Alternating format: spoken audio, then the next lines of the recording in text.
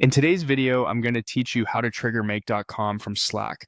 We'll set up a simple, reliable trigger in Make so your automations can start the moment something happens in Slack.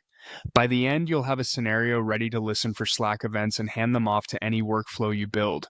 First, open the Make dashboard and start a new scenario.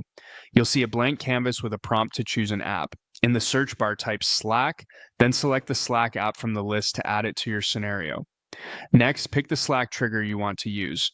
Triggers listen for activity in Slack and kick off your scenario when that activity occurs. Choose the option that fits your use case, then proceed to create a webhook.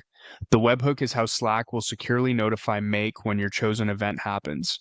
Give your webhook a clear descriptive name so you and your teammates recognize it later. Then choose the event type you want to capture, such as messages or reactions, depending on what you plan to automate. If you're unsure, pick the event that most closely matches what should start your workflow and you can adjust later.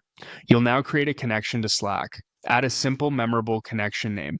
If prompted for additional scopes, include the ones your event requires. Scopes define what Slack data Make can access. More restrictive scopes are better for security, so only grant what you need.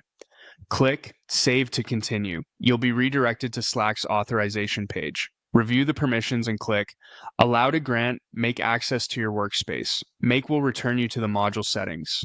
Back in Make, choose the Slack channel relevant to your trigger. This ensures you're only listening where it matters. Save your module settings, then save your scenario so your configuration is stored and ready.